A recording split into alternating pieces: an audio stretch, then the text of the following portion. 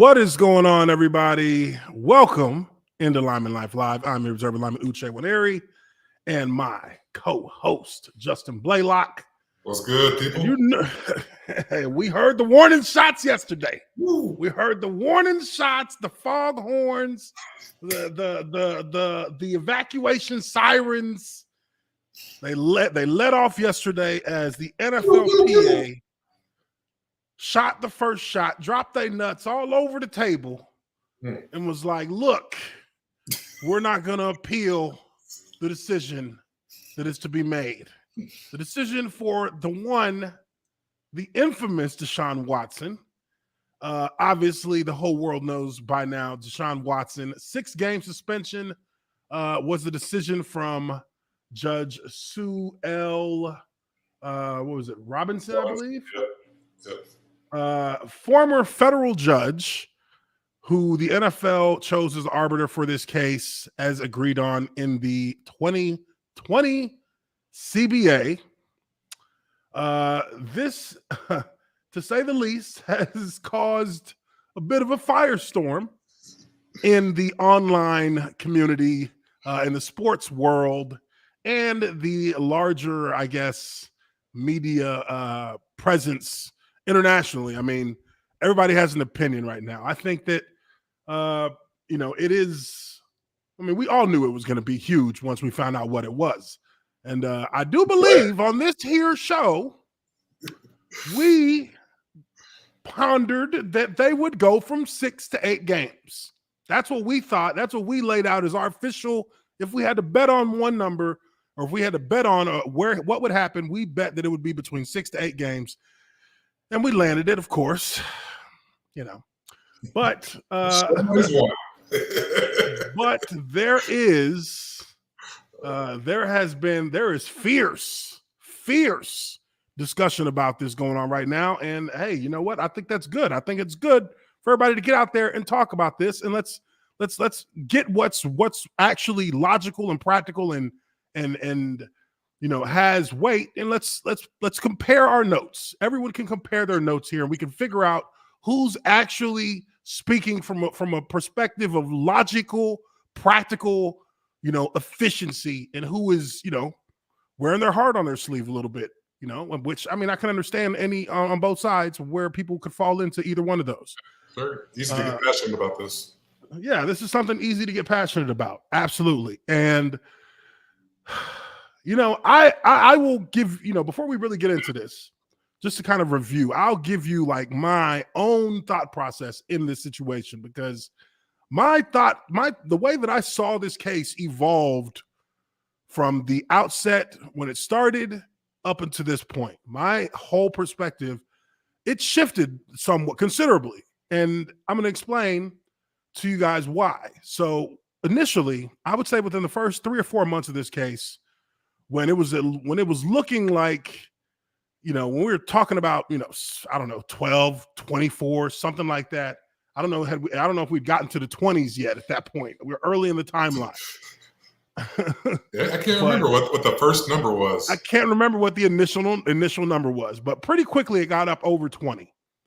And, immediately in my head, it clicked immediately because of, just understanding how this personal conduct policy operated when I was a player. I myself immediately was like, whoop, that's an indefinite. That's an indefinite. That's an indefinite. I'm sorry, buddy. That's going to be an indefinite suspension because, 1, 2, 3, you may be looking at, a harsh fine, a stiff suspension, maybe 8 to 10 games. 24, yeah, that's going to be an indefinite. That's going to be an indefinite. I thought I was getting the Pete Rose treatment when I first heard it. Like straight, get out of here. Excommunicate. We got nothing else to do with you. Excommunicate. Get him out. Damn. Get him out. We're not even going through that PR storm. Hell no. Get him out. That's what I thought was going to happen. We about to black bag this man, kidnap him, send him off to a gulag somewhere. I really thought this was I was like, damn, that sucks, man. Deshaun Watson, dude was literally like, You could argue he was one of the top 3 players in the NFL, period. And it looks like his career is about to be over. That's how I initially was looking at this. Now, this would be a rabbit hole that I don't think anybody imagined would go this deep with how this will play out over the next, year and a half? But, once I started actually looking into the details of the case as we knew, because there really was not a lot of details that was being put forth into the public eye other than just this number. And the more that little sprinkles of information came out, the more that some of the women who were making the accusations would actually come into the public eye themselves and start to speak to media people, the more I was like, okay, I kind of sat up and started to pay more attention and try to listen to what is going on. And the more that I listened, the one thing that caused the light to come on in my head was I started thinking about the culture of sports, the NFL in this specific situation. That sounds like something that's done. That's like one of those things that you do, but it's not like it's like a under the table kind of like underground lifestyle that you see happen sometimes in sports. I mean, in football, look, like I said, first time I heard about a Mushu spot, I was like, oh shit. I was like, okay, this is a thing. Okay, all right. Well, hey, it seems to be kind of different folks. It's kind of on the fringe here in the States, but if you go abroad, apparently it's all the rage. Yeah, that's just the norm. But if you leave without it, they're like, was my service not good? It's you know what I mean? Like this is where things started to take a different, I started to have a different focus in this. What Deshaun Watson was doing was he was using Instagram as Backpage. That's what it boiled down to, in my opinion. He was using Instagram as Backpage. And if you think about the time of Backpage, which I don't know exactly when it started. I know that it ended a couple years back. The FBI, I think it was the FBI or something, shut it down. But that is if it's happening on Instagram now, it was happening on Backpage a few years ago, 5, 6, 7, 8 years ago, how many ever years ago it was. Right. And athletes, and more actors, politicians, this is what they do. They go onto those platforms, and that's what they do. They solicit massages. And it's not quite code, I guess, but it's a more, they got their own language. Yeah, it's damn near a second language where you're speaking about linking up with somebody in just verbiage of getting a massage, but it's not getting a massage. And that's kind of known on both sides. Now, in this situation with him, I think that that's what he was doing, not knowing that really but he was going through this whole, demented kind of process of picking out these women, but they're actual massage therapists. So you're kind of now you're not playing in that fringe area. You've come into the mainstream, and you're dealing with people who are actually, professioned to do to do actual massage therapy. How many of them were licensed? I think not even half of them were licensed. I think 10 of them were. I was going to say, I feel like very few. I believe if you not go after, that's the wrong word, but if you, sought out more licensed, therapists with more experience in the life, they'd probably understand the nuance of, navigating. Oh man, this dude just asked for the happy ending, and not get all freaked out. Hey, I'm a real therapist. I don't do that. Or I bet, where the lotion at. And there's nothing more to it. But when you start going after civilians, that may or not really be massage therapists at all, they just read or watched one YouTube video, and now they out here trying to make some money. that's kind of the risk you run when you ask them to do something strange. Yeah, I mean, and that's the thing. Like, he was going and finding actual massage therapists. And the ones who were licensed, I'm sure, like, were taken aback by the situation, but they probably knew how to handle it and shut him off better than these women who weren't licensed, who were just kind of using it as a side gig because somebody told them they had good hands when they give massages. But I mean, in a lot of cases, you find that very, projection of being a massage therapist to be their front to actually operate in sex work behind that. Mm-hmm. So there's so many possibilities to this that I couldn't just look at it anymore as a straight up, like, he got accused of, sexual misconduct going after these women who were all like licensed therapists, because they weren't. Like, as the facts started to unveil themselves, things started to seem a lot more murky. And then I had a couple videos where I covered where there were text messages that leaked. And then the text messages, there's like, I think there's like 2 or 3 of the women who actually were engaging in that situation with them. Like, one felt guilty and apologized for going after him. And it was like, okay, so now we have women here who are admitting that they're part of going into this with a sexual, and they're fine with a sexual encounter.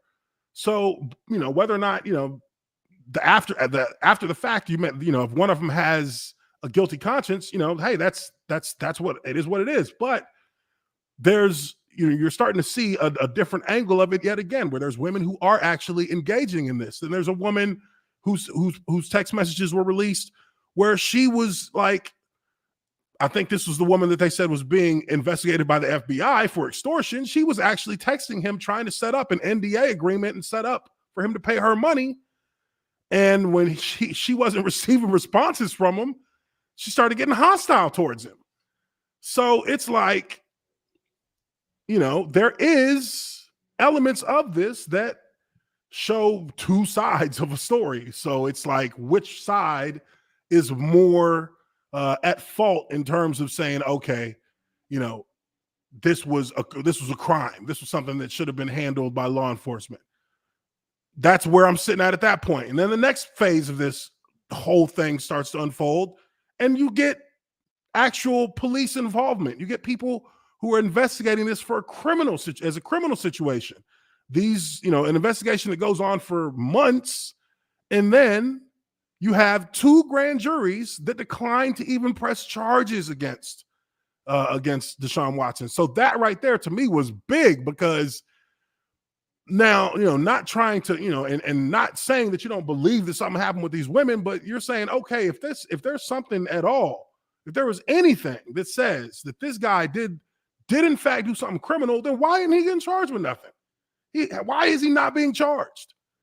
And 2 grand juries chose not to indict him. Prosecutors don't even have to, there's not a burden of proof for the prosecutors in the same sense that there is if you're going to trial in that situation. The defense has no voice in that at all. It's all prosecution when you go to a grand jury.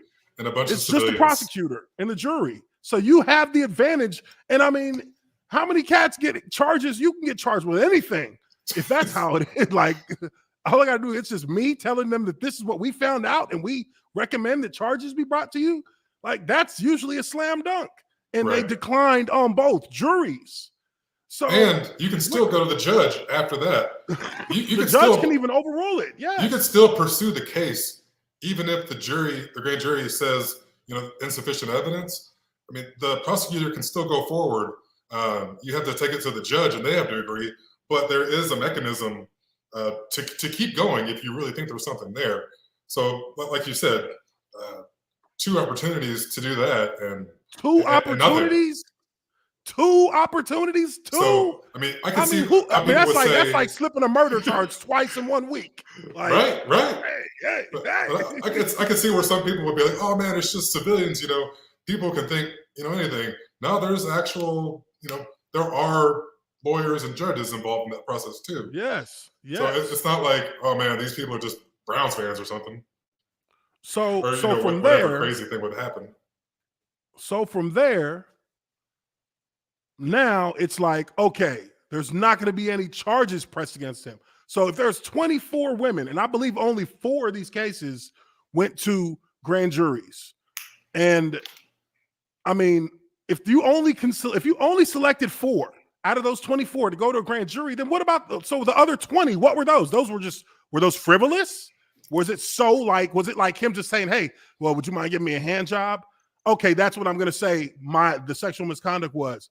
Oh, well, we ain't gonna charge him for that. Like, you can't, what are we gonna charge him with? Like, what are we gonna say? He asked you a question. Did you say yes or no? If you said no and he left it alone, okay, then what? So now is it misconduct still? Like, if that's one of the accusers and that's sure. Their claim in the case, then come on, that is a frivolous thing to try and bring up because it was not something that was pursued by him. Yeah, because I'm not saying that's what it is. That's just me speculating. Yeah, but if the ones that made it to the grand jury still got denied, you got to imagine the stuff that didn't get that far has to be very thin at best. Yes. So and again, this is me giving you guys my timeline and how my thought process on this shifted from one area to another. It's not me necessarily coming out and saying that this is exactly where I see things as right now. Because really, I knew that at a certain point, once those 2 grand juries said that there was no charges that were going to be pressed, at that point, I'm thinking to myself, well, he can't get you can't give him an indefinite suspension if he's not, being charged with anything at all. Because then it's like, okay, what did he do? What did he do that you can prove he did beyond a reasonable doubt? So from that point, then we move forward to 20 settlements. And then we find out that they actually would have settled within the first 3 months of this if Deshaun had just decided to settle. They were ready to settle back then. And he said, no, he wants to clear his name. So this whole year and a half we've been going through, it's because he didn't want to settle. Not because there was so much, not necessarily because there were so many things that they were pursuing, criminally and this and that just pushed the length of this, but he didn't want to settle.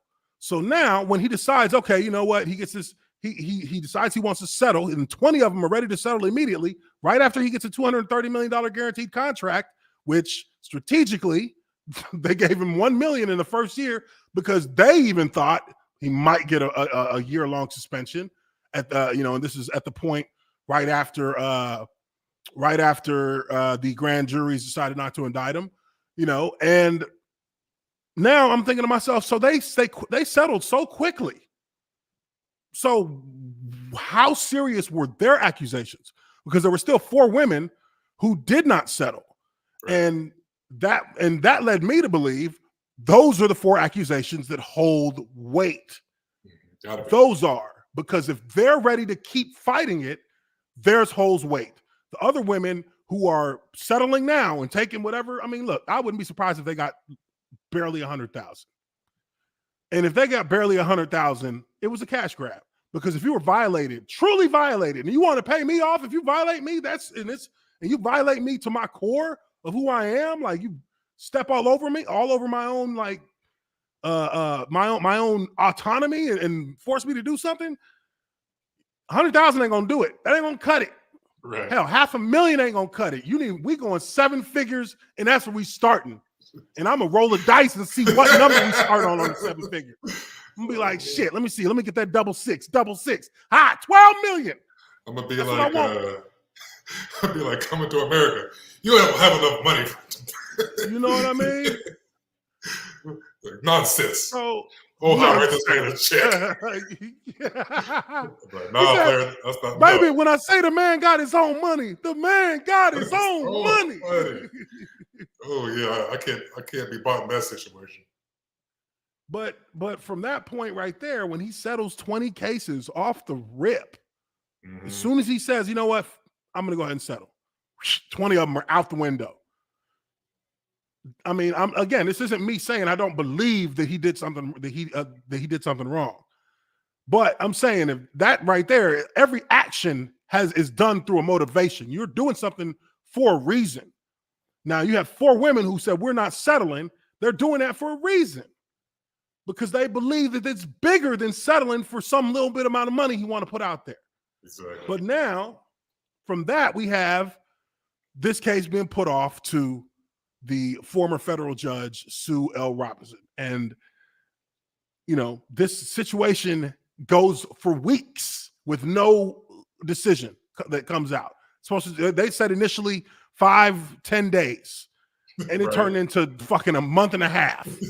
And where we're just sitting around waiting for an answer. So I'm thinking to myself, okay, if this was really that simple, this would be done. If it was that clear cut that there was wrongdoing on his part, which if there is, throw the book at him. Throw the book at him. Yeah, absolutely. But if there is, this would be done by now. It doesn't take this long when you know that it's clear cut what happened here. It doesn't take this long to make the decision. And at that point, I'm thinking to myself, it doesn't matter what any of us think. This is not as clear cut. This is fog of war, and we cannot be certain ourselves what exactly happened. They can come to their best conclusion and guess, but nobody can actually prove it. And there's not enough of anything to take to a actual law proceeding and get, to the point where you can say there's a definite about what was done and what wasn't. So going from there, we have this. And this is yesterday. Yesterday, the NFLPA put out this. In advance of Judge Robinson's decision, we wanted to reiterate the facts of this proceeding.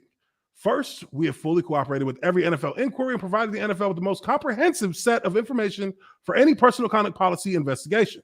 A former federal judge appointed jointly by the NFLPA and the NFL held a full and fair hearing, has read thousands of pages of investigative documents, and reviewed arguments from both sides impartially. Every player, owner, business partner, and stakeholder deserves to know that our process is legitimate and will not be tarnished based on the whims of the league office. Damn. This is why, regardless of her decision, Deshaun and the NFLPA stand by her ruling, and we call on the NFL to do the same. Cat was out of the bag at that point. This was yesterday. I was jumping on a plane and I seen this and I said, hot shit. Hot shit. Who leaked the verdict? Somebody knows that this is about to go real well for them. Right. Somebody knows that they're getting off with a light slap on the wrist on this one. And sure enough, look, you don't throw your nuts on the table playing fucking Texas Hold'em. You don't just pull your nuts out your drawers and drop them on the fucking table unless you know you got a straight flush. Ace high. Yeah, they're all in right here. They went all in. All the chips was on the top of the pile. Shit. This is a day before it comes out. So at this point, this decision is not going to go the way that some people want it to go. So with that being out there, today comes kicking around. Actually, I went on my dang Amazon. Here we go. Today comes kicking around, and Deshaun Watson gets 6 games. Now, this is how I want to do this. So me and Justin we're gonna take this step by step, because this is all we're talking about tonight, folks. Make sure you hit that like button if you haven't already done so. Subscribe to the channel. Now,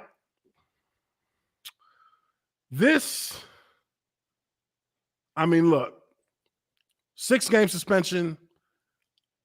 It all depends on how you want to look at this in terms of your opinion from your emotional side, or from your opinion understanding what the collective bargaining agreement says in regards to how this is supposed to be handled. Because it has changed. And there's a reason why it has changed. It's changed because Roger Goodell has been wildly inconsistent with how he handles punishing players. Many times giving cats way too much. Many times cats are getting hit with way too hard of penalties Josh Gordon is one name that immediately comes to mind. This guy's career has been ruined by Roger Goodell. Now, look, he made his decisions. He has an alcohol problem. We all know that. But every time he messed up, he got hit with the indefinite again. He got hit with an indefinite. When it's like he's trying to recover, you keep knocking him off. You keep keeping him away from the thing that's probably the best for him, to be in a team setting where he has a support system that can help him get through this situation in his life. And you keep hitting him with indefinite suspensions. So we've seen Roger Goodell overextend and overpunish guys. And it's like, and then you see other guys like Tom Brady who cheated in the playoffs. I don't give a fuck what no fucking Patriots fan has to say about that. He fucking cheated. The Patriots cheated. And you know what they got fined?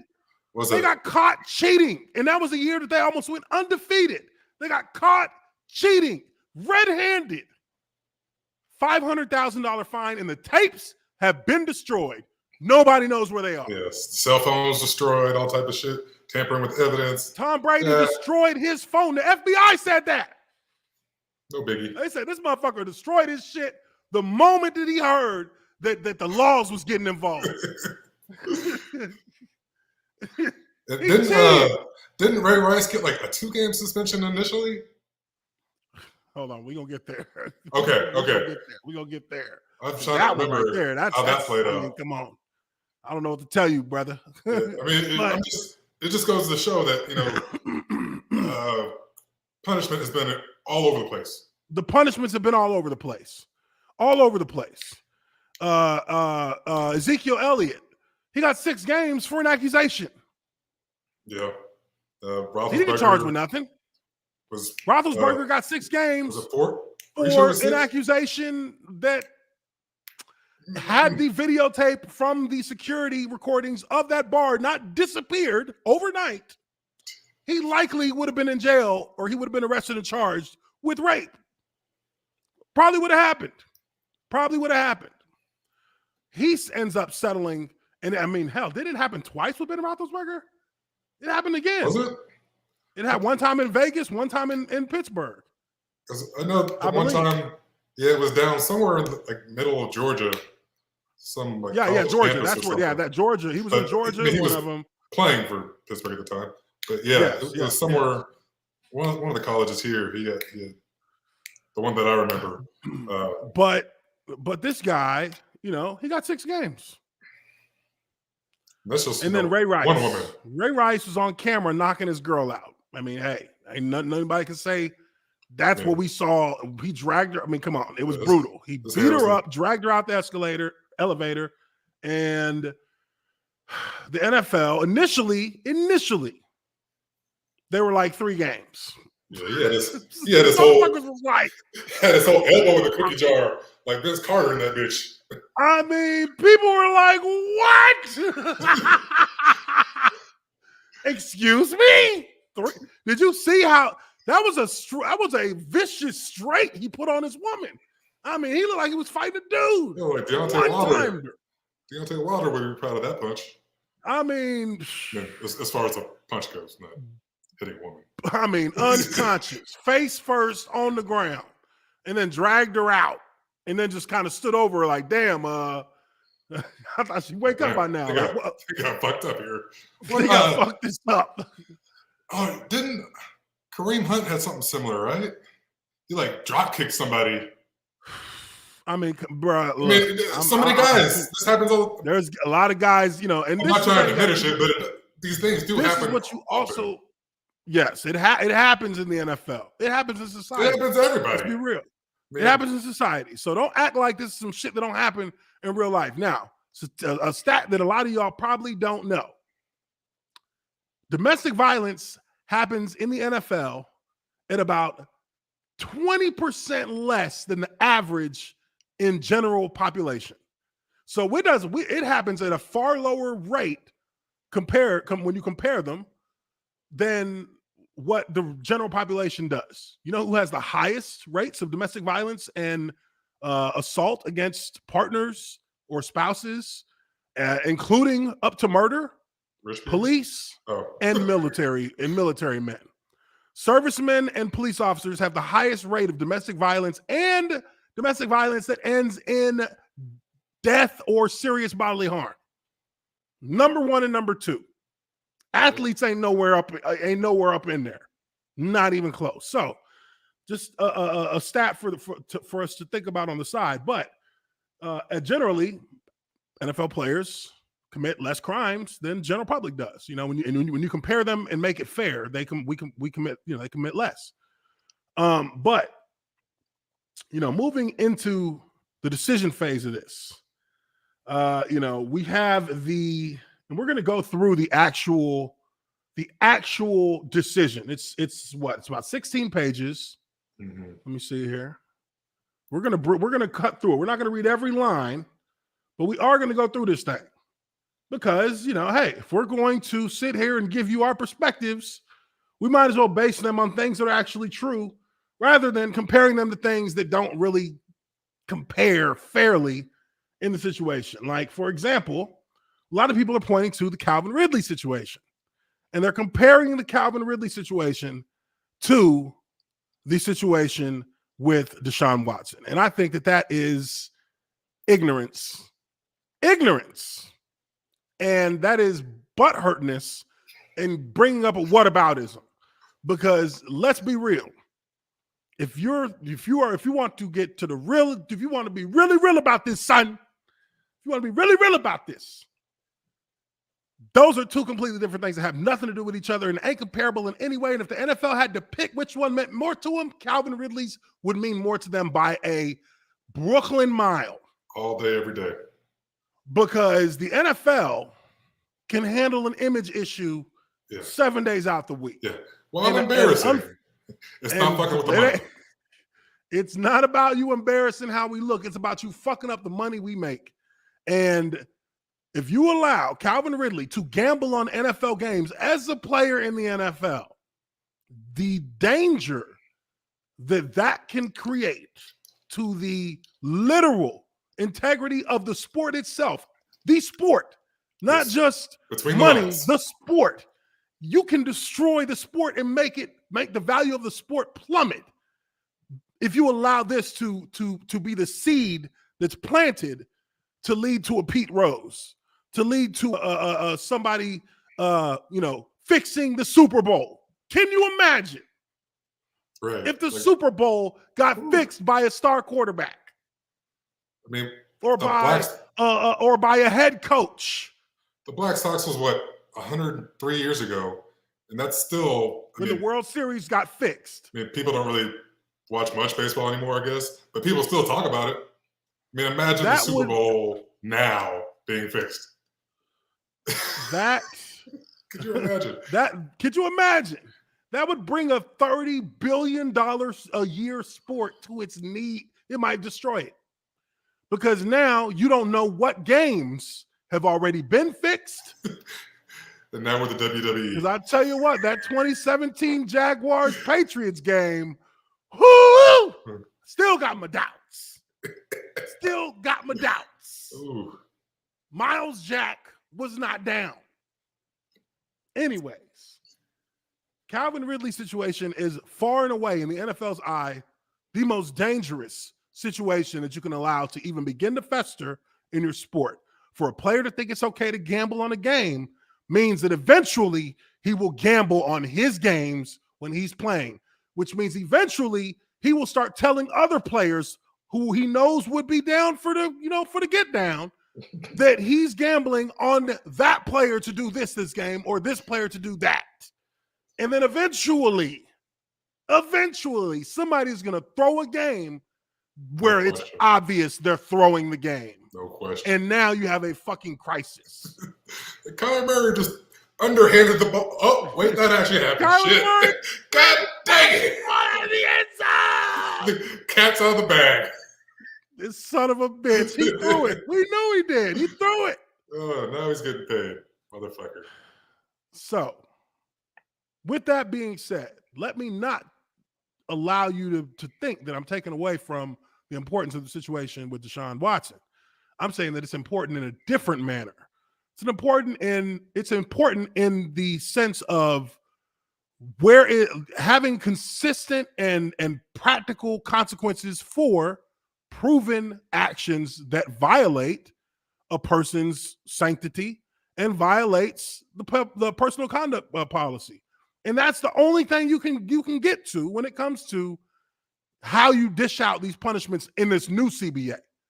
Which doesn't allow necessarily for the judge, jury, and executioner to be one man who is paid tens of millions of dollars a year by people who own clubs to make certain decisions for certain players. And that is one man with too much power. And the first commissioner without a law degree. And he don't even know law. He over here looking on Twitter trying to make a decision. And the judge does talk about, or hints at several times in her report, that the law should not be able to respond solely to public perception and backlash. So I think she's kind of throwing some shade. So she's approaching this from a lawful standpoint, not from a PR marketing standpoint. Right. Like I can't look bad on CNN tomorrow. You know what I mean? Like, so, before we get into the actual document itself, couple of quick things to look at. First, let's look at the statement from the Browns. And again, these statements, and you have to read these things and you have to understand that there is a message behind what they're saying. And then you have to ask yourself, well, why would that be the message? What do you know that leads you to think that that's a proper message to take in the public forum? So here, from the Cleveland Browns, it says, throughout this process, Deshaun and his representatives have abided by the newly created and agreed upon process for the NFLPA and the NFL to defer to the objective Judge Sue L. Robinson to comprehensively review all information and make a fair decision with respect to Judge Robinson's decision, and at the same time we respect Judge Robinson's decision, and at the same time we empathize and understand that there have been many individuals triggered throughout this process. We know Deshaun is remorseful that this situation has caused so much heartache to many, and he will continue the work needed to show who he is on and off the field, and we will continue to support him. Statement from D and Jimmy Haslam. These are the owners of the Cleveland Browns. We will continue to support him. We know many of you motherfuckers out there mad right now. We get it. But these are the rules. Hey, I mean, we just gave him the Brinks truck. That's basically what they're saying. We backed up the Brinks truck for this man. We giving this motherfucker $230 million. He is gonna play this year. We're not gonna abandon him now. We are locked in, and we've seen what he's doing. And we see what he's doing in training camp. We're locked in. Did you see that third play? I got to have him. Did you see that third down drill we ran with him? There's no way. There's no way we're leaving him out to dry. Gotta have him. So that's one. That's another aspect of this. This is the owners of the Browns saying we got his back. We don't give a fuck what none of y'all think. We know y'all mad, but we don't care. We got his back because you know what? The rules say this is how it goes. Right. So this is how it goes. And we got a chance to win it all. and we gonna risk everything. We gonna risk it all to win it all. So y'all gonna stop talking bad about Cleveland. Hey, you know what I mean? So y'all, you gonna put some respect on our name. You gonna put some respect on our name. So let's move even from there. Let's go on to the next, to another response to this situation. You know, you have here, of course, and I think it's always good to have voices voices that are going to be out there and put out their opinion. Hey, I love to hear all of them because this is a situation where everybody's going to put their opinion out there. Yeah. And of course, the biggest names that are going to put their opinions out there are the media networks. So here we have ESPN, Mina Kimes. Let's hear what she has to say about this situation. And she's been a vocal person in this in this saga. So let's hear what she has to say about, how she sees this. And also, let's hear what she has to say first.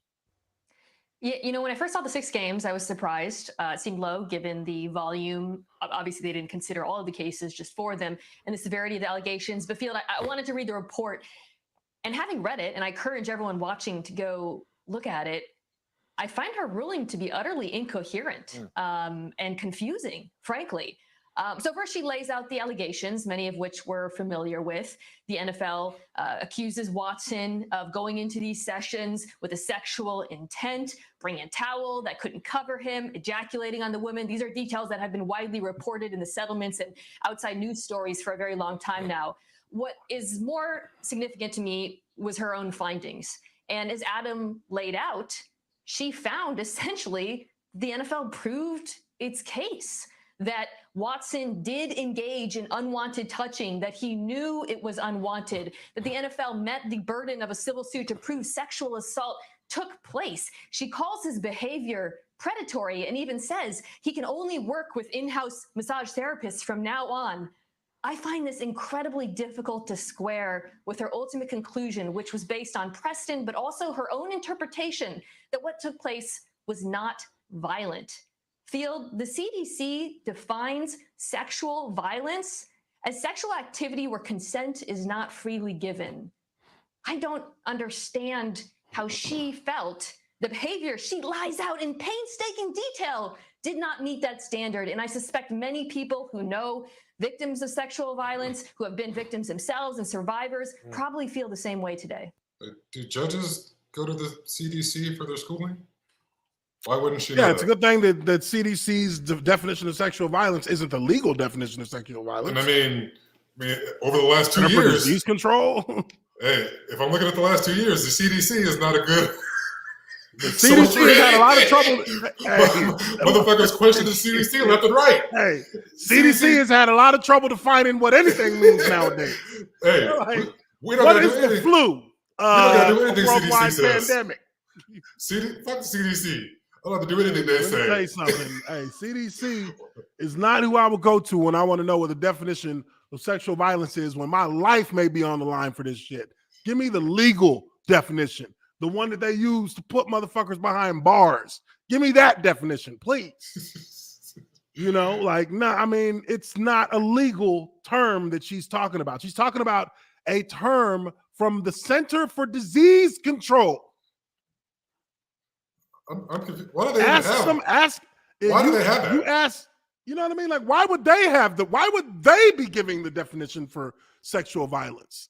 I mean, it sounded good when she said it, but when you think about it, it's like, well, wait.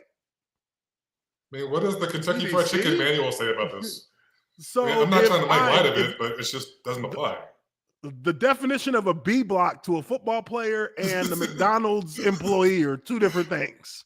Yeah. They're not the same. They might be the same words, but they're not the same. So it's I mean, okay, so I know she has a point, but I think I understand what her point is. The way she's getting there doesn't, it also, I wouldn't say it doesn't make sense. It just doesn't apply. Yes. So, I understand what she's getting at here.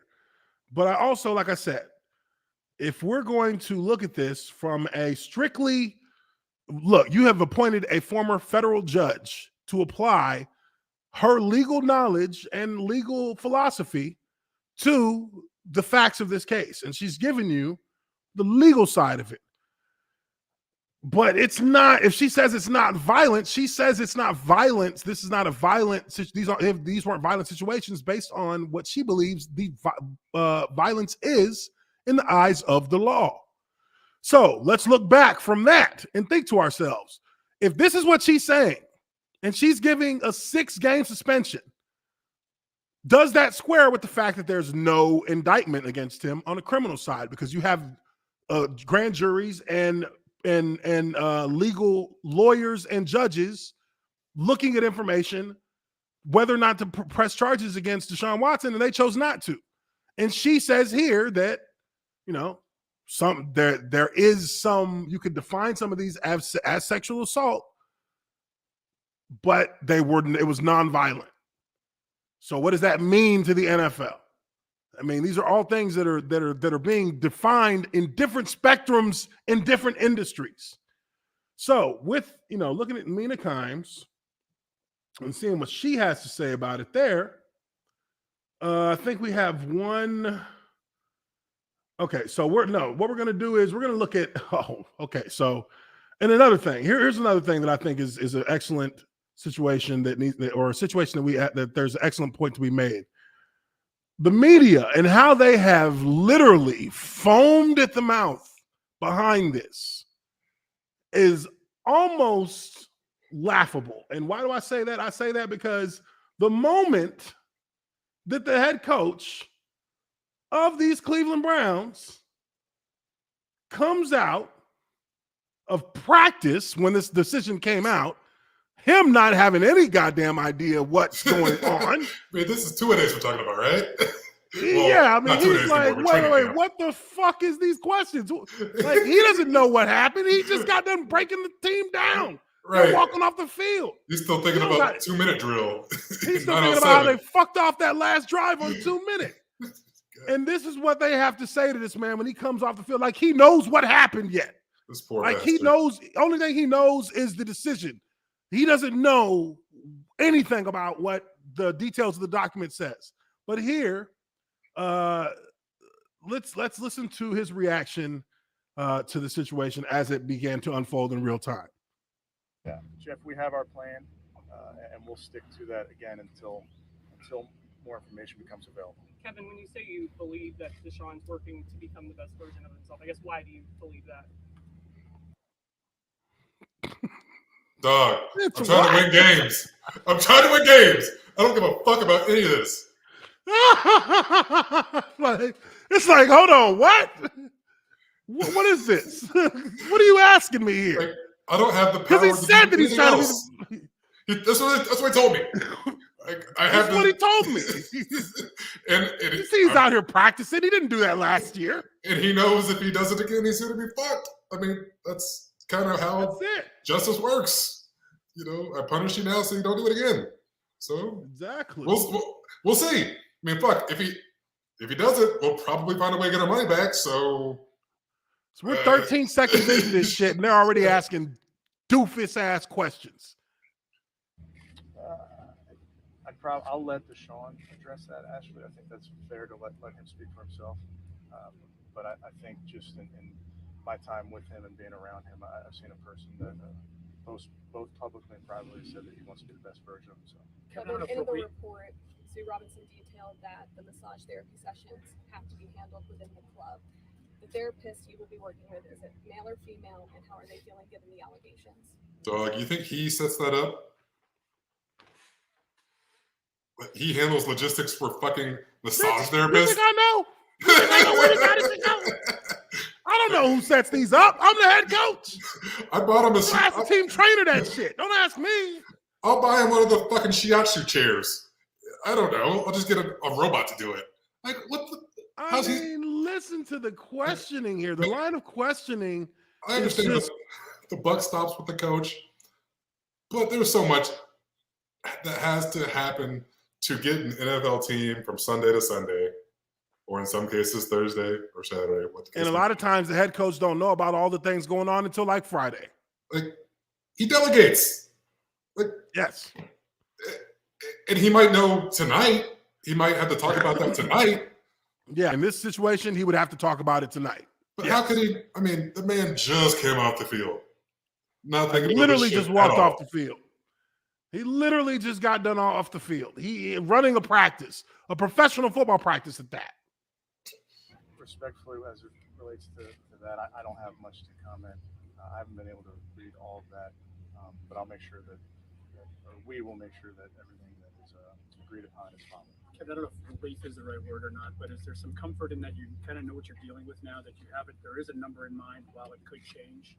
Yeah, I think, Tom, all along, like we've talked about, I've tried to just be where my feet are and operate with the information that we have available to us. So, this process is not my process. So it's agreed upon by the PA and the NFL, and all I can do is respect. Kevin. So, of course, the media is kind of all over the place themselves because they just want blood. They want some blood. Right now, a lot of people want blood. And I mean, I get it. I get it. The dude's a fucking scumbag. We know this. He's a scumbag. He's more than likely done some foul shit, but at the same time, this is America. That's not illegal. This is America. He can't be presumed guilty until you know he's guilty. Daniel Snyder, and they didn't even they wouldn't even let this go to court. Right so that motherfucker over in Italy chilling right now. You know, like shit. I mean, Dan Snyder literally has been. I mean, he was selling the cheerleaders in South America. So you can't tell me being a scumbag is. And they letting him voluntarily testify from his super yacht on the other side of the world. Oh, would you like to do this on the Zoom video? Hey guys, hey, hold on, let me close this back door. Fucking Urban Meyer. Becky, shut the fuck up. Shut up there, god damn it. You two scissoring each other. Stop. Give me 5 minutes. I need the room. Give me 5 minutes. I'll be back in the action. So, what do you guys want to know? Hold on, you can put some underwear on. Goodness so, gracious. I mean, it's like, you know, if we're going to apply, because look, that Roger Goodell has said it himself. He holds the owners to a higher standard than he holds the players. We've seen multiple owners at this point who have been accused of similar things. One was caught at a sting, Mushu sting, and the other is still an ongoing investigation by Congress at this point, and they want him to testify under oath about the encounters that he had with cheerleaders and women who worked in the organization as in the executive as executives. Like, that's Dan Snyder, one of the owners. Where's his suspension? Where's his fine? Countless emails that we're not even looking at. That 600,000 emails that the NFL decided they're not going to show anybody. That most likely implicate all the other owners. Which probably has a list of names on there of other owners who have done a lot of dirt as well. And none of that is being brought to the light of day. So if you're going to sit here and try and say that this guy, the NFL, I'm saying, if the NFL is going to sit here and try and say that this guy should be hung upside down for what he's done, then you need to have Dan Snyder and Robert Kraft right next to him. Because if you think, Jerry Jones too, Jerry Jones got his own dirt too. Ain't nobody going after them. Nobody's going after them. They ain't got no fines, nothing.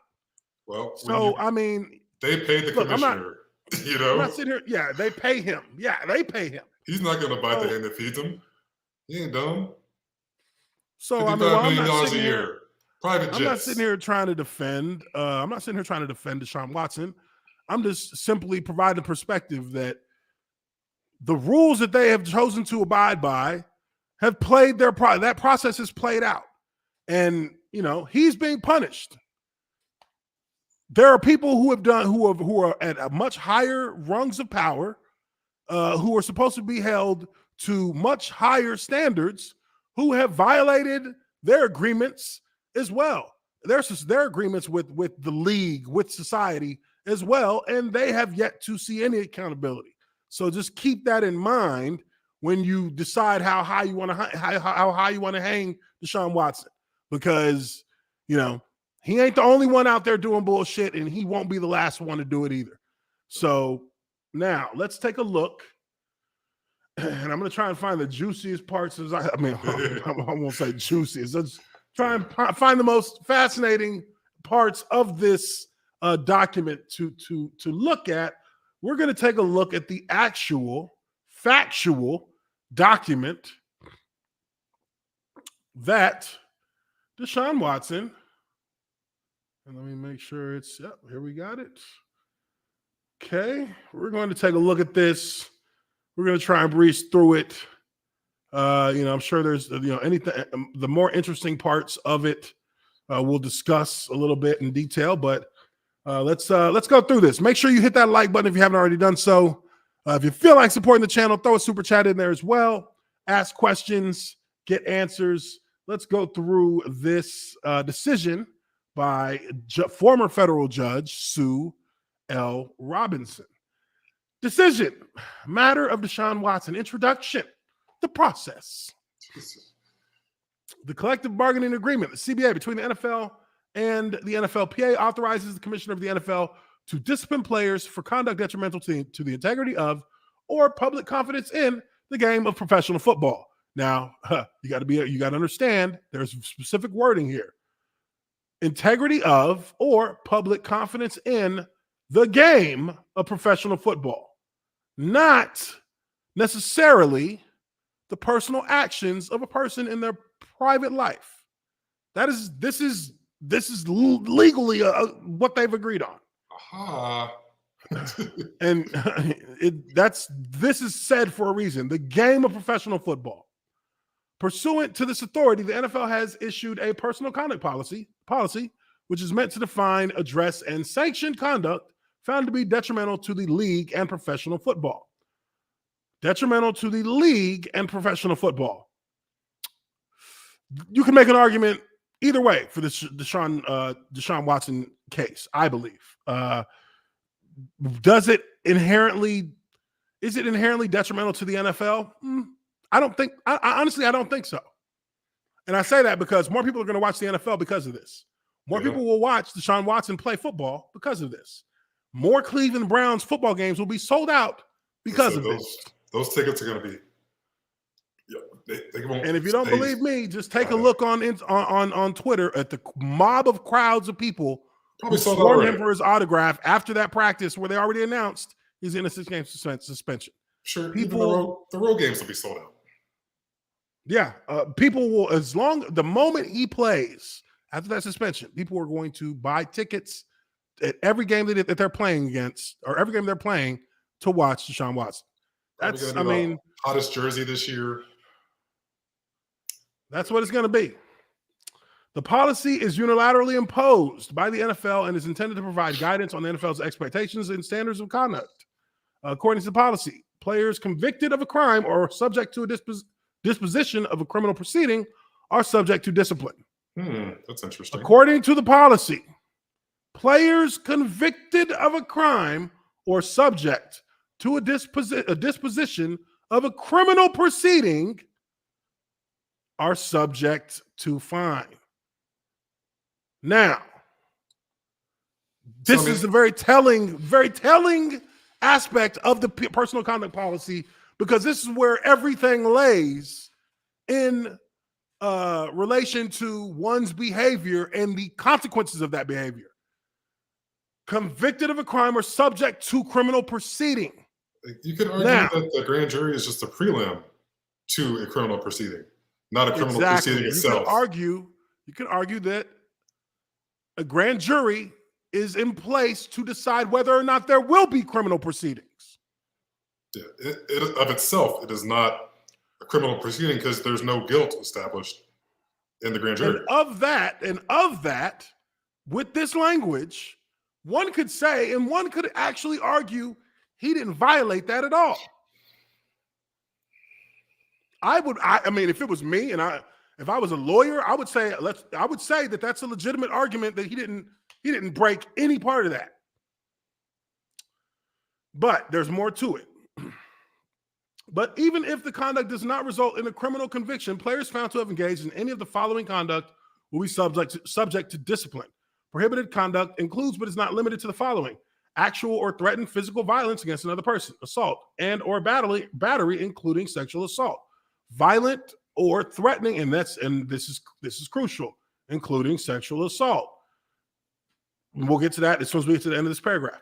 Violent or threatening behavior toward another employee or third party in any workplace setting, stalking, harassment, or similar forms of intimidation, illegal possession of a gun or other weapon, legal possession or use or distribution of alcohol or drugs, possession, use, or distribution of steroids or other performance-enhancing substances, crimes involving cruelty to animals as defined by state or federal law, crimes of dishonesty such as blackmail, extortion, fraud, money laundering, or racketeering, theft-related crimes, disorderly conduct.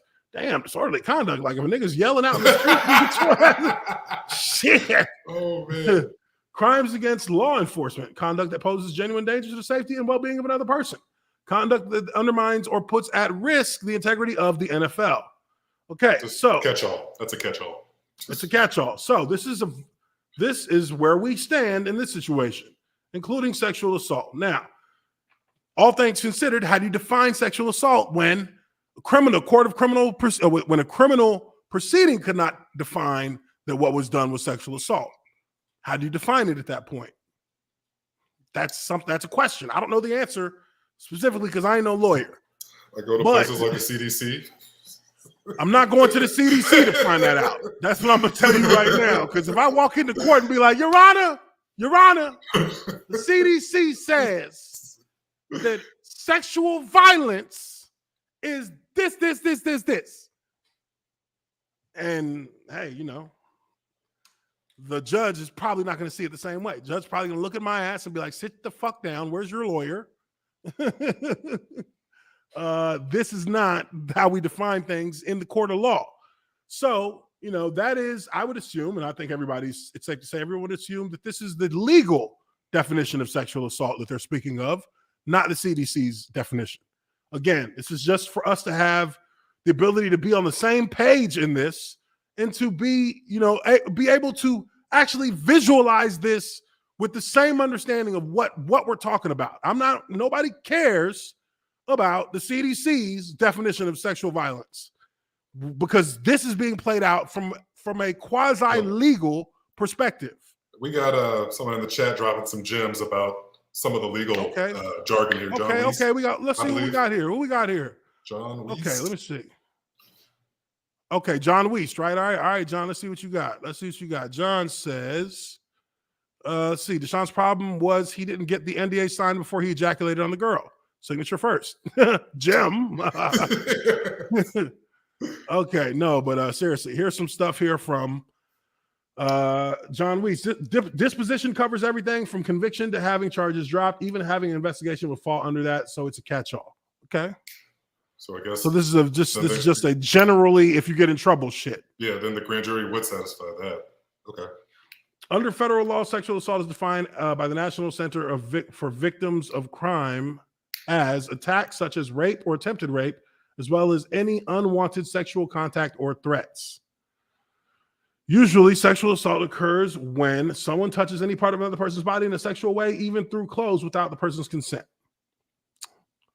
And that's the federal definition. Boom, boom. Got you. So let's continue on through this so that we can... if you ejaculate on someone, did you touch them?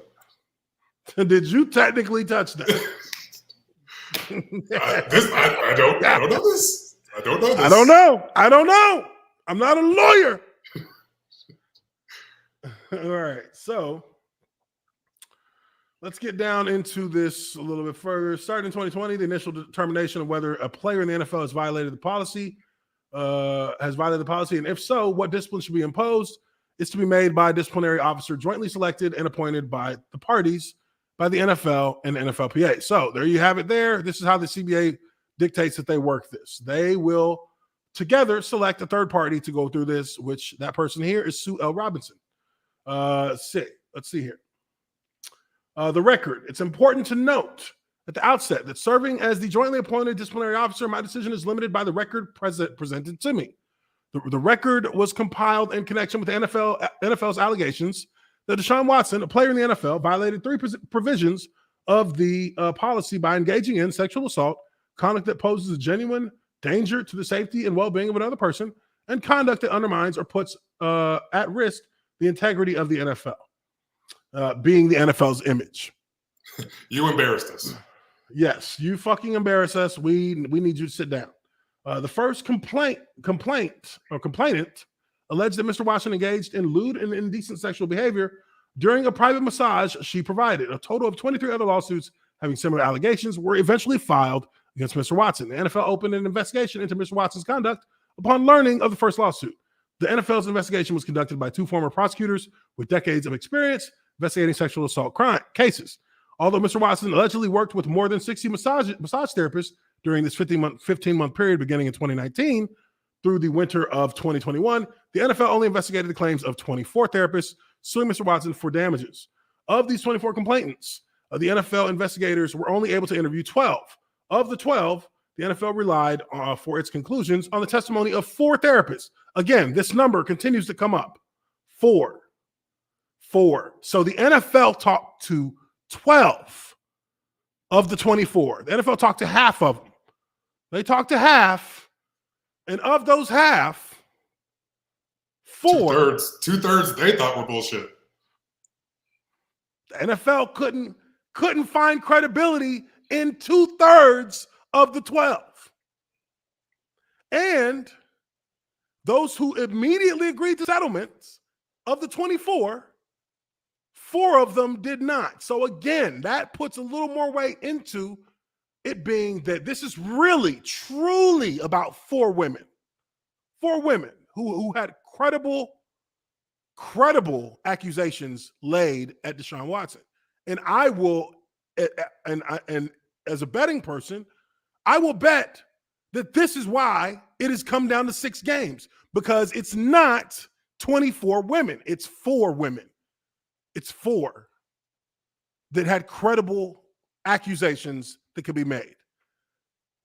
The other 20, it may have been him asking a question. Right. It may have been him making a suggestion. But I doubt. Just looking at the towel. Hey, what's that growing under that towel? It's not going to suck itself, you know. And if he just says that, alone, that you can be one of the 24, because that's what it kind of looks like. Yeah, that's worth $100,000 right there. So, and again, I'm not sitting here saying that this dude is a good dude, because he's not clearly a good guy in regards to his dealings with women. I mean, and that's just me making a call based on this situation. I say he's a scumbag. But again, I can't go into a court of law and ask them to put him in jail for that, because ain't enough evidence for me to prove it. But 4, I think, is the more accurate number that we can all count on and say with confidence that that's probably more accurate in regards to who was truly violated here. Violated in a sense where there could be potential for criminal liability. You know what I mean? That's where I think this probably falls. And I think that has something to do with how this is judged in the end as well.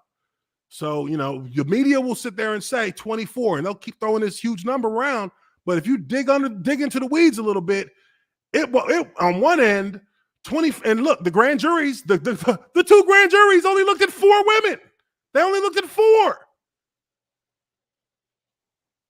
So again, we're looking at a situation that's probably likely, and I'm almost certain, is 4 women with real legitimate grievances, and other women who may have had encounters with him and said, hey, this is an opportunity. Sure. And they got paid off that. They got paid off it. So mission accomplished. It's also easier for the defending lawyer to sensationalize it if there's bigger numbers. And absolutely. Which is a shame, because this only takes national headlines. I mean, it's unfortunate because, one act, if real, is awful. Yeah, I wish that was enough to stand on its own merits.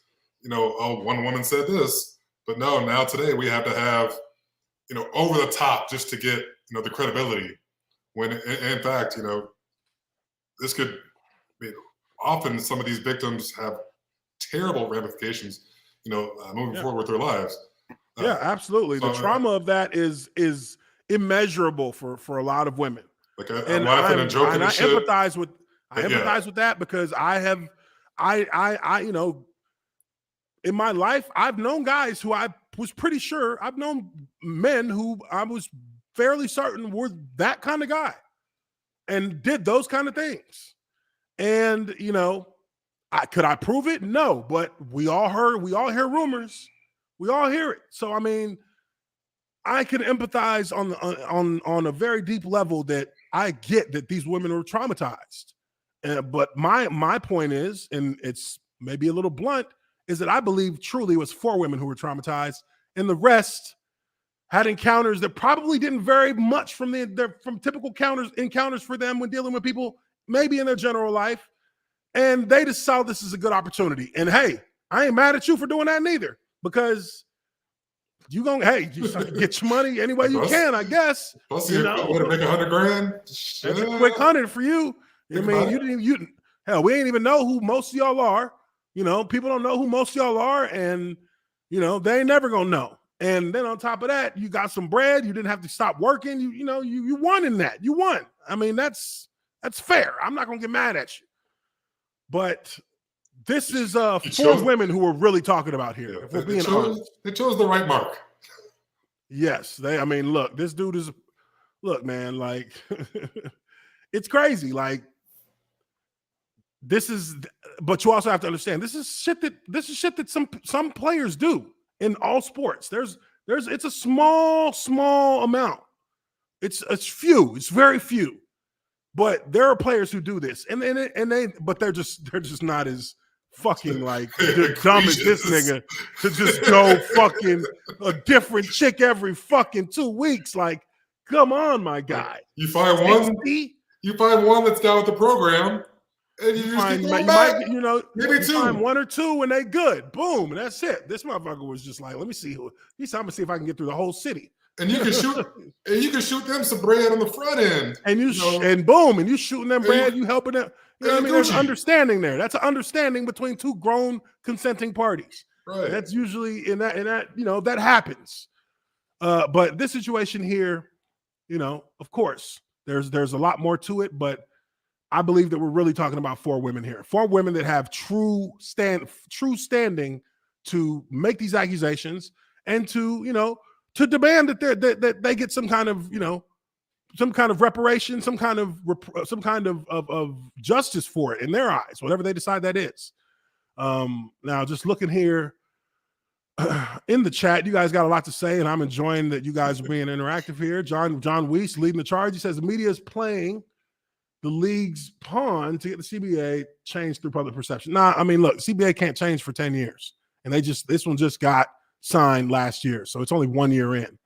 It's going into its 2nd year. So CBA, and trust me, NFL don't give a fuck about what public perception when they're doing a CBA. This is a union agreement between the league and its players represented through the NFLPA, and their number one priority will always and forever be revenue sharing. They don't give it that. The CBA will the player conduct policy, personal conduct policy will be a copy and paste in the next one. Just telling you.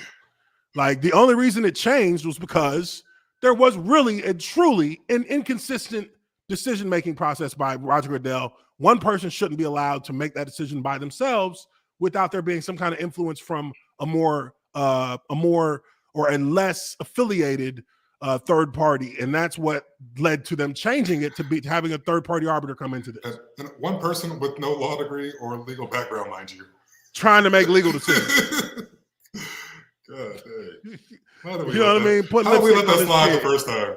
Put lipstick on this fucking pig, and let's see how it goes. But let's get back to this article here. Let's get back to the document here. So the NFL's investigation. Let's go into this.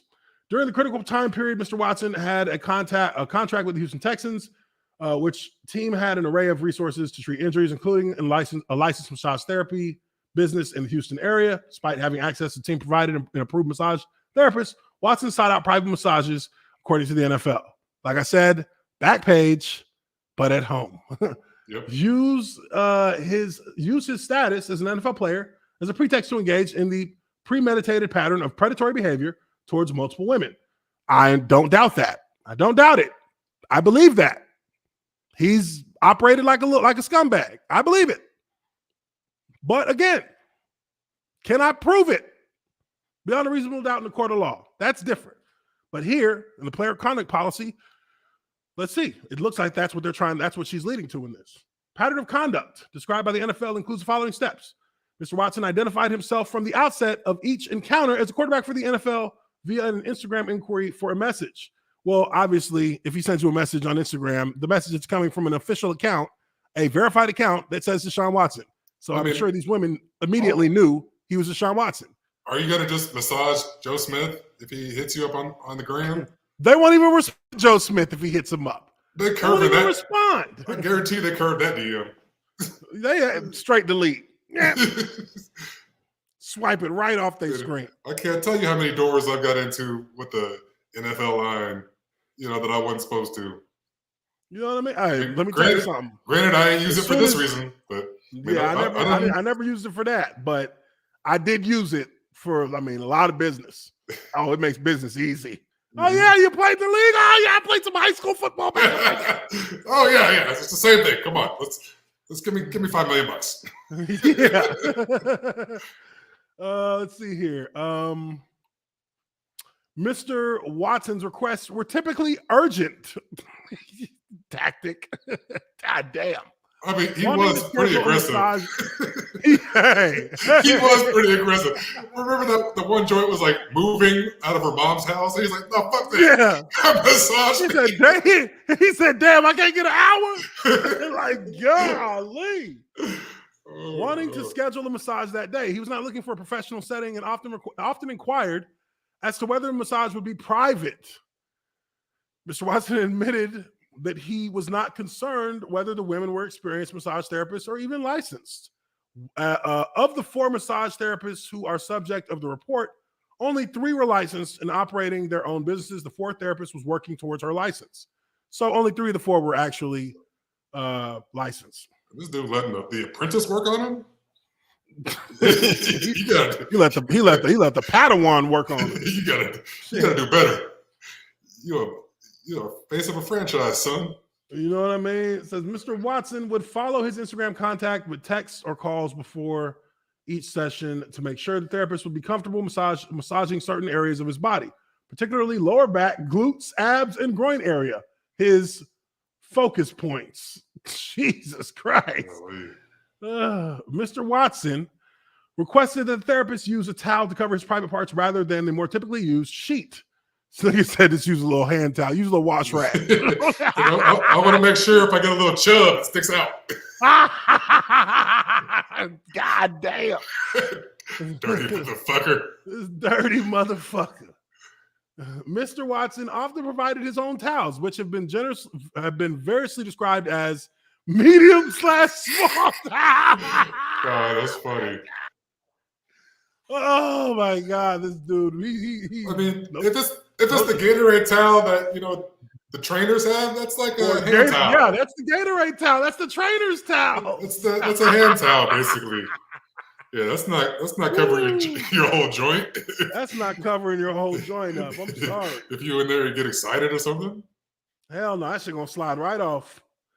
Once in the massage sessions, each of the therapists alleged that Mr. Watson engaged in what the NFL has characterized as sexualized behavior. See, now this. See, we keep moving the goalpost. See, this is something. This is different. What does that mean? What does that mean? If he grabs his dick, is that sexualized behavior? I mean, what? Yeah. I mean, if I'm grabbing my dick and scratching my balls while you're massaging me, if I go to is that sexualized behavior to you? And I'm trying to pick up a lady, and I don't know. It just seems like this is getting less and less, more and more vague. Look. I could call dancing sexualized. People used to think like Elvis Presley shaking his hips was sexualized. Like, how far are we going to move this goalpost? I mean, yeah, I don't really understand. I mean, I'm a little bit. I'm trying to understand what this. Because we went from sexual assault to sexual violence, sexualized behavior. What? So let's keep going and let's see if it elaborates. This behavior includes Mr. Watson's insistence. This behavior includes Mr. Watson's insistence that the therapist work on his focus points with just a towel as cover. Okay, that's sexualized? I mean, when he turned over on his back, could just be naked. Shit. I mean, and so he could be just naked. But what part of if they've agreed to work on those focus points, how is it sexualized? If he has a towel covering him, is that towel not there specifically to protect from any potential situations of arousal? I mean, I don't know. If that's what they're describing this sexualized behavior to be, then whose behavior is it? That's what I'm trying to understand. He has a towel covering him. I mean, I've had massages where I'm naked and I have a towel covering my shit, but I'm still getting my fucking glutes worked on. I'm still getting my freaking groin area worked on. Sure. I mean, of course, it's a fucking butch looking ass guy. Butch looking ass guy. Woman. So I mean, I'm not even like not the guy woman. Those hands are too fucking big and rough for me to get excited over. I'm sorry. But also, I mean, if you're a licensed masseuse, I'm nearly positive that somewhere in your training you have been around enough and taught enough to be professional. If you do happen to glance, even if you privates. do, rub your elbow up against this nigga's junk, don't freak out. Don't freak out. Just keep working. If his junk starts getting hard, maybe you'll be like, "Yo, I'm gonna go step out and grab a drink real quick." Yeah, you know what I mean? There's so many I'll ways be back to in like 10 minutes, right? So many ways to work around it. You know what I mean? Like, come on. I couldn't tell you how many barbers have touched my arm with their nutsack. And I mean? It's like, I don't fucking sue them. Dog, you just touched me with your up penis. a little bit. You like squeeze your elbows in a little bit. Like, all right, come on, bro. Yeah, you felt that too, bro. You felt that too. I gotta do that again. I gotta get a haircut and a fucking straight jacket now. You know what I mean? Looking like Hannibal Lecter. All right, let's keep going here.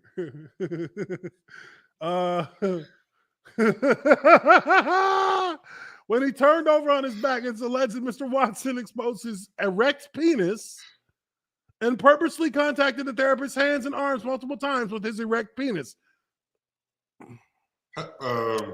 Hands and arms multiple times with his erect penis. Can this man aim his penis? You know what I mean? Like, what is he doing here? Is he like helicoptering his shit? Dog, and just smacking your arm with it? That would take hip thrusting to do that. I gotta figure out how to aim my penis without my hands. Thrusting, so it swings around like a helicopter blade. Oh, what was the damn the Key and Peele that Aaron Rodgers did? Where he starts doing the hip thrust touchdown celebration. Yeah, do the hip thrust. Flag. Flag. Flag. So you're good with two, but the third one's gonna get you the flag. That third one's gonna get you the flag. Oh shit. So I mean, again, I feel like, okay, I hear what they're saying here, but what does that actually mean? That he purposely, how would you know if it was purposely? If his dick was hard, he would have to turn himself to touch your body with it, right? Or I don't know, like, what is she laying across him, or and rubbing on one side of him? I don't know. I need more. I need to understand more what's going on. Okay. One of the therapists alleged that Mr. Watson not only contacted her arm multiple times, but that he ejaculated on her arm. There is no allegation that Mr. Watson exerted any force against any of the therapists. Hold on. Wait, I don't understand. So was you were massaging him so good that he just came? Or he jacked off on you? Like, which one is it? That's a good question. Did he grab his dick and beat it off on your arm? Like, say, Antonio Brown did to his trainer, where he just beat his dick and bust a load on her back. Which that happened. I mean, there's lots of, they leave out a lot here. Is that what happened? Or did like pre-cum come out of his dick or something and touch your arm? What is it? Because that's considered ejaculate too. Yeah, if you're working in that area, I can understand that. I mean, is he a minute man? Maybe, but that's not illegal. I mean, if a little bit of... was it like a load that hit you? Or was it like just a drip? Because if it was like a drip, that's like pre-cum. But if it was like a fucking... If it was a stream... that means he was... can this man... He would have to use his arm to stroke that. Can this man jack off with his mind only? Is the force that strong in him? He would be... He would be an impressive man if he could just do that without touching himself. Okay, Obi-Wan Kenobi. Use the force, Deshaun. Use the force. Okay, let's keep going here. My findings. Okay. All right, let's move along because I don't want to, we're already getting where are we at here? Where are we at? We're right about where we are, where we stop each live stream. But I want to get through this. So we're gonna take a look at one more spot here, then we're gonna go to her conclusion. It says conduct that qualifies as a sexual assault. As noted above, the conduct of sexual assault is not defined in the CBA, the policy, or the report. On behalf of the NFL, one of its investigators defined the term at the evidentiary hearing as the unwanted sexual contact with another person. The NFL contends that Mr. Watson committed sexual assault by allegedly touching his penis to the woman without their consent. And again, this is like, I don't want to be unfair. I don't want to be unfair here, but I'm trying to understand. When you say he touched his penis, for it to be considered a deliberate act, in my opinion, would mean that he would need to actually move to do it in an open and overt fashion. If if a dude gets a boner while he's getting a massage, and the massage therapist is close to him while she's massaging, and if you got a boner, sometimes you have the involuntary flex. Yeah, and what goes up must come down. And if that involuntary flex hits her arm, is it fair for her to say that you did that on purpose? And then that is what we're being reported. That's what's being reported to us here, because that's what we all know. If you have a penis, you know that happens. You know that happens. So in this setting where you're trying to decide whether or not there was true intent for him to do that in that moment, I think that's a hard thing to prove, a hard thing to define. And if you can't define how he did it purposely, did he get up and move his hips and push his dick on you? Is that what you're saying? Or did his dick flex and flip to the side and happen to hit your arm as it flipped to the side? Is that what you're saying? That's the nuance of what we need to know. And yes, it's not an easy thing for people to want to talk about in public, but motherfuckers like us ain't got no shame. We'll talk about it. I did not wake up thinking about talking about Deshaun Watson's dick today. Yeah, I didn't think I'd be talking about his dick, but if we're gonna talk about it, we might as well talk about it and go all the way. God dang, man.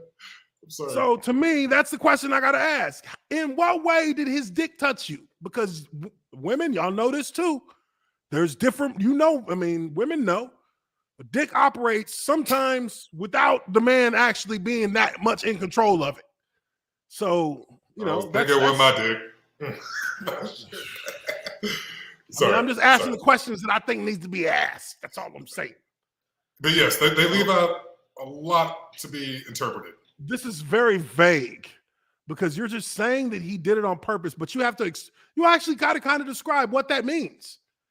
And I think that that's the most practical way to describe it.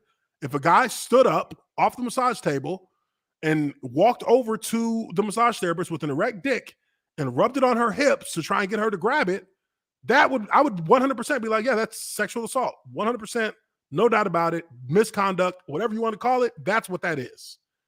If he's laying down and his erect dick is flopping around and it hits you, if that was the case, I'm sorry, I can't look at that and say sexual assault. I can look at that and say, creep motherfucker, why is your dick getting that hard during a massage session? But can I say that you are actually committing sexual assault purposely here?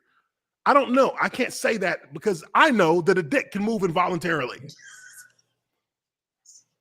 That's a fact. I'm sorry. See, I think that's why they use the towel, because you could tuck the towel between it's like kind of trap the dick. Just in case. Just in case some shit pops off. It's kind of trapped against your body. But if you just got the little Gatorade towel can go anywhere. That little Gatorade towel will just be like a flag on top of it. Right. Okay, so let's continue here. As it is, the NFL's prerogative is to impose a policy on its players. I am bound to accept the NFL's definition of sexual assault. Therefore, it is the NFL's burden to prove that it is more likely true than not that, one, Mr. Watson intended to cause contact with his penis. He did so for a sexual purpose, and he knew that such contact was unwanted. The record presented by the NFL to support its allegations of sexual assault includes many undisputed facts. For instance, there is no dispute that Mr. Watson used Instagram to contact these therapists and that he clearly identified to them as a player for the NFL through Instagram. Okay, so what is this? So what relevance does this have? I'm not sure how that matters. I would assume that they would say that, oh, well, this is what he used to be able to lock in an appointment with them. Yeah, that's them using the NFL platform thing again. But I would say to that, okay, so if this guy doesn't say that he plays for the NFL, but he wants to actually pay them for massage therapy work, are they not going to take it since they're a massage therapist? Are they not going to look into trying to get that client? Does it have to be an NFL player? No. Right. Yeah. Does Becky, the Instagram, lady shaking her ass, only work? Is she so good that she can only work on NFL clients when she doesn't even have a license? Yeah. No, that's not. I don't think this has any relevance. If this is what you poured your hard-earned time into studying in college and paying for to make your profession, then I would think when someone reaches out to you inquiring about your services, that you would take that into consideration as to making them a client. And usually that's kind of how that business works. That's how business works. That's how you generate revenue for yourself. So this is kind of irrelevant to me that this is even just because he said he's in the NFL doesn't necessarily mean anything, because he is the same as anyone else looking for her services as a massage therapist, on face value. But at the same time, if you slide in them DMs with a blue check, now you can make that argument now. Shit's gonna go a little different. But all the same, if we're being real about it, if you're talking about doing business with somebody and being a client, that is the bottom line for the business owner. That is not, and it's not predicated on the person being a celebrity or a public figure to get access to them. They're promoting themselves as a massage therapist on the platform themselves. So they have actually put themselves out there to be contacted. So again, that's irrelevant to use that against him. There's also no dispute that he reached out for private massage sessions with women whose professional qualifications were unknown to him, nor were their professional qualifications explored by him. Okay, this has a little bit more relevance, because it would be like, you as a professional athlete, why would you get a massage for somebody who doesn't even have qualifications or license to be a massage therapist, knowing that your body is literally worth hundreds of millions of dollars? But at the same time, weird, odd, but not illegal. Weird, odd doesn't mean you're looking for sex. Technically, you can assume that, but that doesn't mean that is the actual truth. So there's a little bit of relevance here, because it wouldn't make sense for somebody whose body is worth that much monetarily to put themselves at risk by allowing someone who doesn't have the skill set to put their hands on him. That is a fair enough argument that I will concede. That would make me say, I can go with why that. are you doing that? Says Mr. Watson always forecasts his desire that certain areas of his body be massaged, including his lower back, glutes, abs, and groin area.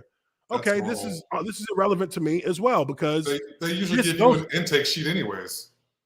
Yes. Like if you go to if you go to a business, the team doctor or masseuses will probably know you already. But if you went to Massage Envy, on the intake, it's going to say, do you have any areas that need specific help? Yes. So that's something that a massage therapist will ask you on the phone. They'll say, well, what areas are you want me to focus on? Boom. This is where I need you to focus. Now, as a quarterback, it's not totally a quarterback who is an athletic quarterback, a running quarterback, a mobile quarterback, one whose legs are used more than a typical dropback quarterback. That's not a totally weird area of focus for him to have in maintaining his body. Now, again, You can look at this a number of different ways, but I would say on face value, this would not make my ears pop up if I were a therapist who's got experience, who's done plenty of work on people, who's worked with professional athletes. There is a need for that, especially if the person's ever had an injury to that area. Mm-hmm. So, I don't know that's not something that I would say really works against him in the findings of this. Yeah, I think the middle thing is way more troubling to me. Or concerning the going after non. Yeah, absolutely. Yeah, the one where he's going after people who have no experience. That's a red flag, but that's a red flag for a different. It's a red flag for both. I'll concede that, because you'll be like, well, what the fuck do you want them for? What do you need them for? They're not good enough to really work on your body, if we're being honest. Right. Like, why aren't you contacting no ugly joints? Yeah, I would think the most qualified ones are the ones that the team brought on. Anyways, in all four cases, yeah, exactly. In all four cases, the therapists were willing to go forward with the massage. However, none of the therapists were willing to offer him massage services again. Finally, there is no dispute that Mr. Watson preferred a towel to the traditionally used sheet for draping, which I don't know. I mean, I don't care. And there should be no dispute that a medium or small size towel will more likely slip off the body than a sheet, leaving a client exposed. Yes, this is clearly that's clearly not the typical way to do anything with a small size towel when being massaged. So there is that's a point for the NFL and how they're looking at things. It's like, come on, nobody puts a fucking hand washcloth over their dick and thinks that's gonna work. This guy with cut the Gatorade towel in half. Importantly, much of the alleged conduct is not in and of itself challenged as wrongful. The use of Instagram to advertise a business or to engage in business, for instance, is commonplace. There is evidence in the record that Mr. Watson's focus points, lower back, abs, glutes, and groin area, are legitimate focus areas for exactly like I said, for professional athletes. Moreover, it is not unusual for therapists to inadvertently contact with a male client's penis while treating these legitimate focus areas, nor for male clients to get an erection during a massage. She's being real. Yeah. She's being real. I know there's a few where I went to the I know there's a few times where I went to the the spa at the W in Midtown Atlanta when I used to come in the off season. And I mean, one time, boy, I was fighting. I was like, think about baseball. Think about my grandma. First thing I thought about was baseball. I'm like, come on, baseball. That's a fastball. That's a fast pitch right there. That's a fast pitch. That's a fast pitch. Breathe, goddammit. Breathe. Yes. Fighting not to let my shit get rocked. Oh, God. Oh, God. Oh, God. Woo, Lord. Oh, all right, let's keep going.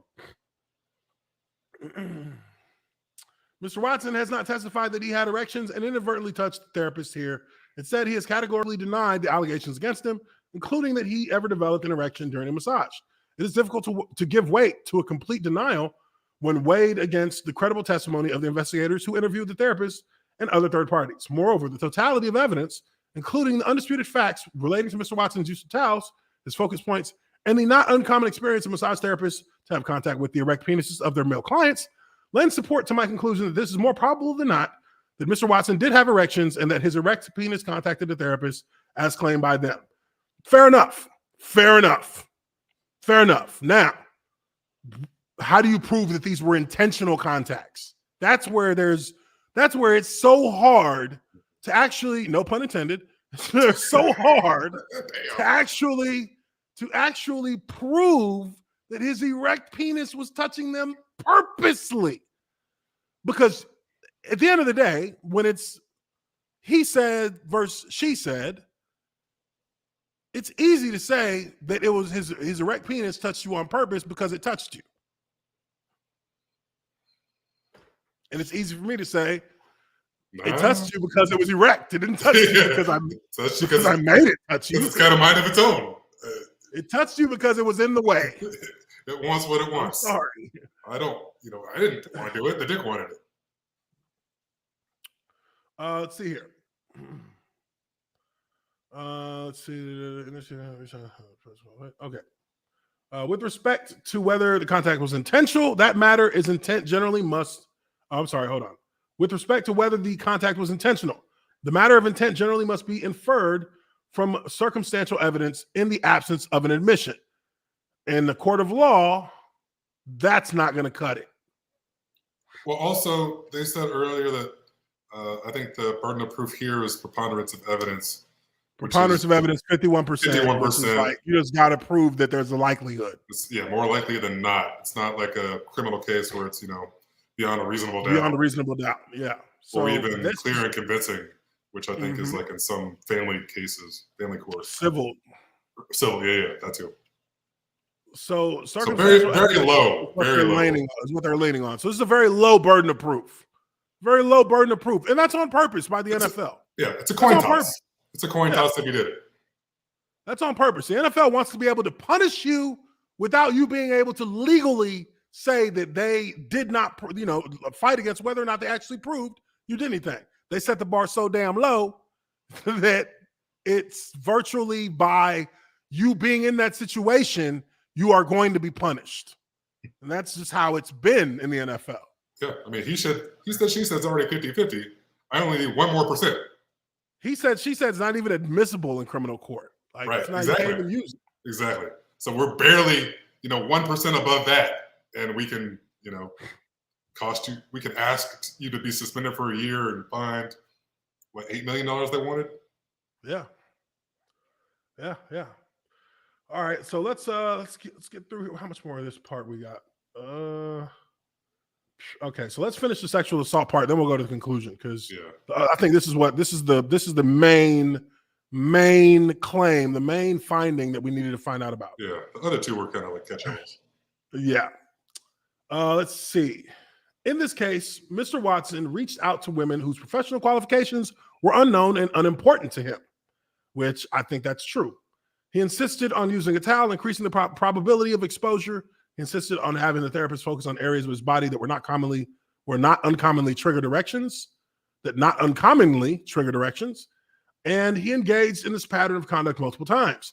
I find this sufficient circumstantial evidence to support the NFL's contention that not only that contact occurred, but Mr. Watson was aware the contact probably would occur and that Mr. Watson had a sexual purpose, not just a therapeutic purpose, in making these arrangements with these particular therapists. Finally, I find that the NFL has produced sufficient circumstantial evidence to prove the last prong of the test, that Mr. Watson knew such sexualized contact was unwanted. Of course, there is no indication on record that even experienced therapists want such contact, and Mr. Watson certainly did not seek out the most experienced therapist. Moreover, this is credible evidence that one of the therapists expressed her discomfort of the unwanted contact to Mr. Watson during the sessions, and another of the therapists ended the session early.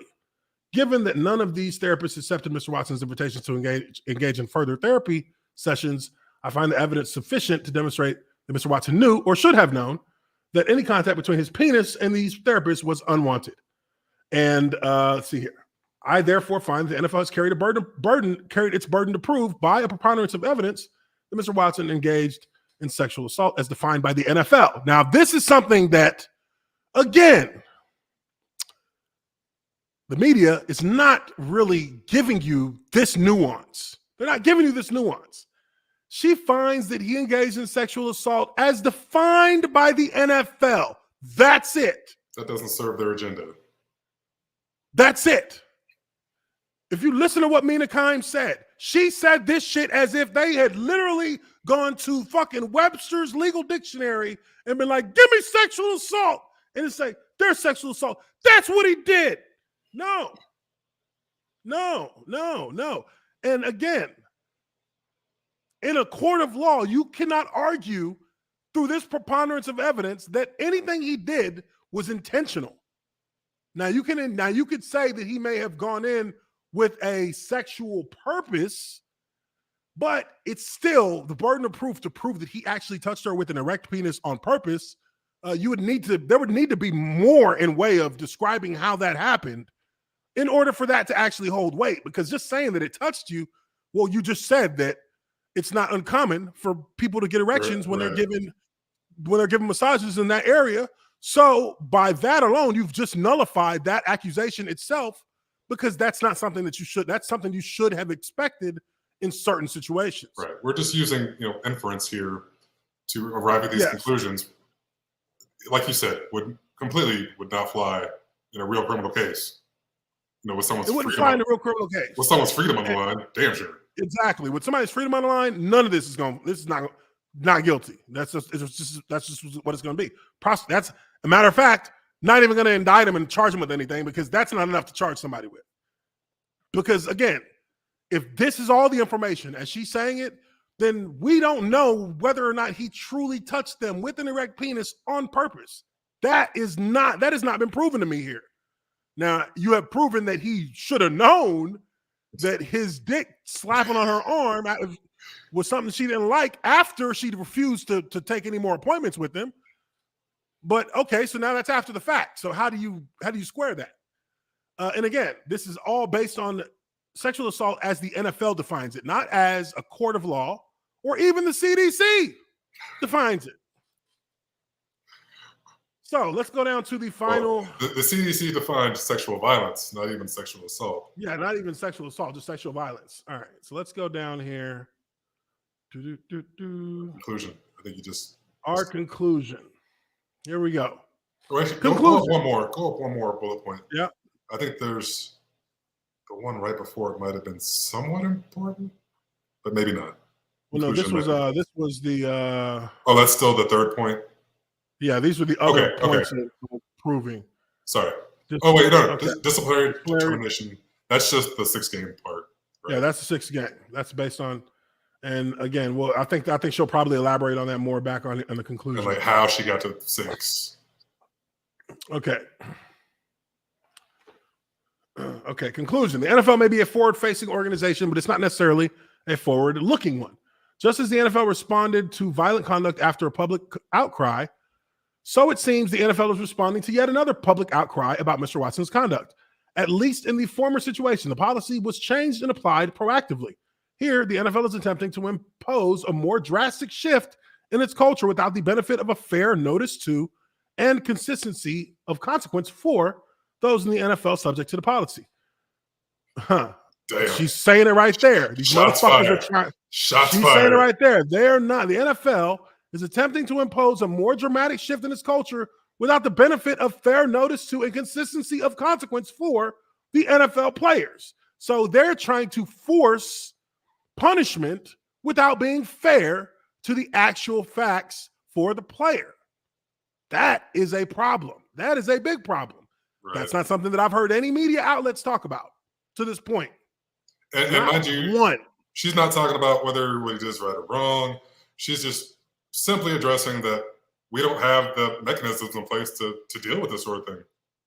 Yes, she is basically saying that the NFL is trying to brute force something that is not compatible with the brute force technique. Yeah. You can't force punishment without giving what the American legal system would call due diligence. Yeah. We're just making up the punishment after the fact because you didn't like what the decision was. Because frankly, yeah, a lot of people on the news are calling you guys assholes. It's like, oh God, and we got to do something. And we got to make it look like we're tough and strong on this. Yes, she is in no indirect way saying that the NFL is reacting to this with emotion time and time again. Like they did it before they changed the rules, they're doing it now again. They're acting from an emotional standpoint because they're worried about image and perception instead of acting to the fairness of the players. So, it's crazy. My perspective on this is beginning to shift even a little bit further, but I'll get to it after we get through the conclusion. Looking at the record when compared to the relevant precedent, looking forward to how the disciplinary determination might be used in the future, I find the most appropriate landing place to be as follows. Mr. Watson is hereby suspended for 6 regular season NFL games without pay, although this is the most significant punishment ever imposed of an NFL player for allegations of nonviolent sexual conduct. Mr. Watson's pattern of conduct is more egregious than any before reviewed by the NFL. Of course, because if you look at any of these other cases reviewed during the personal player personal the personal But player. Why is it more egregious? There's been rape allegations, like full-fledged rape allegations. Well, I'd say that's more egregious than this. Well, I mean, this is the thing. Only if you're looking at the numbers. Well, yes, one, you're looking at the numbers, and two, it's a very short list if you really think about it. The personal conduct policy has only been in play for what, the last? Yeah, good point. The last what, maybe 10 years? Yeah, something like that. So you've probably got like maybe 10 that are actually, or maybe 10 that were actually investigated by. No, I wouldn't even say 10. Less than 10 were actually investigated by the NFL, whereas some of those were just immediate decisions passed down because the team had let the player go immediately after the accusation. So he didn't even have a chance to get into the player, the NFL applying the personal conduct policy to it. So, that's something you got to consider as well. So this is technically the most egregious because it's only one of so many that have been investigated formally by the NFL as to have a proper conclusion brought to a whether that player would be penalized. I mean, one that I can think of that did have an investigation like this was Antonio Brown, and that was 2 years ago.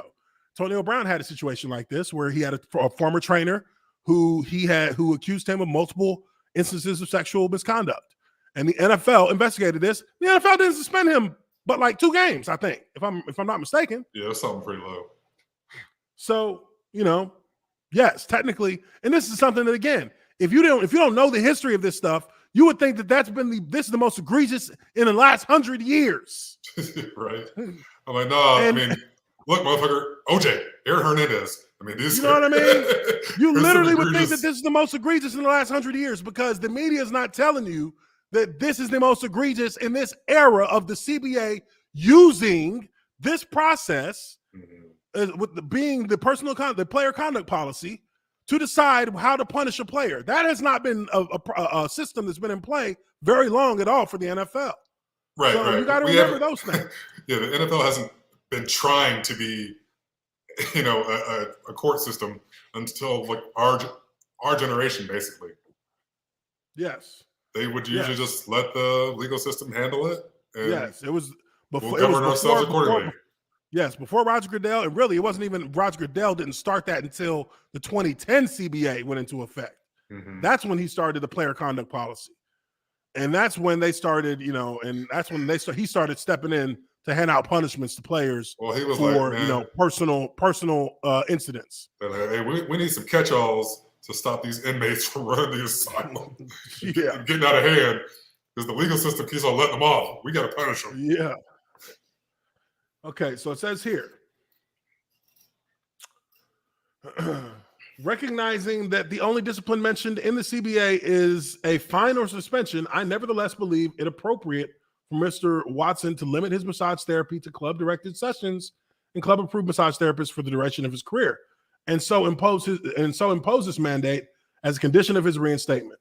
Mr. Watson is to have no adverse involvement with law enforcement and must not commit any additional violations of the policy. The parties have 3 business days to appeal this disciplinary decision. No violations of the policy? I mean, what about like a non-sexual violation?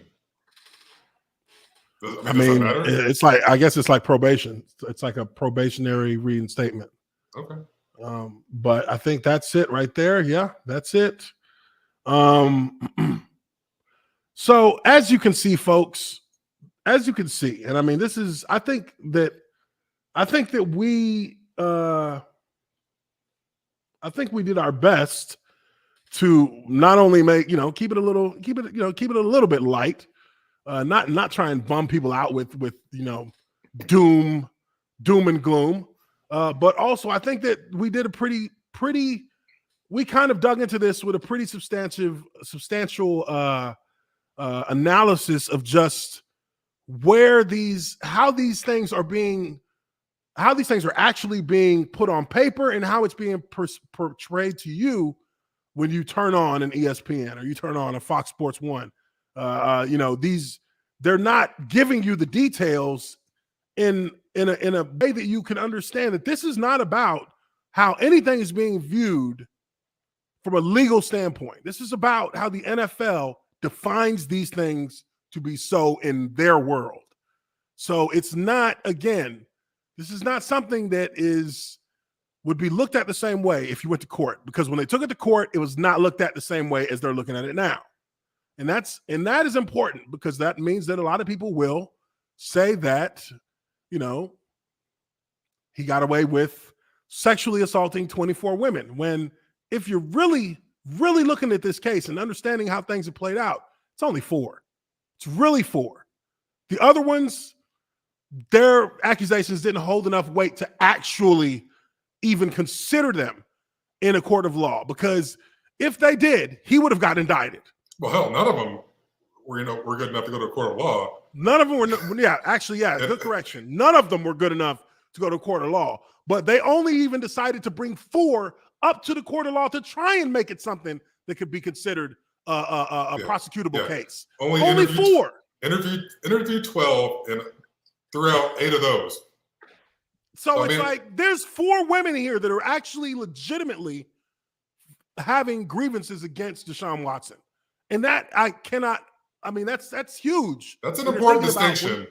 That's an important distinction.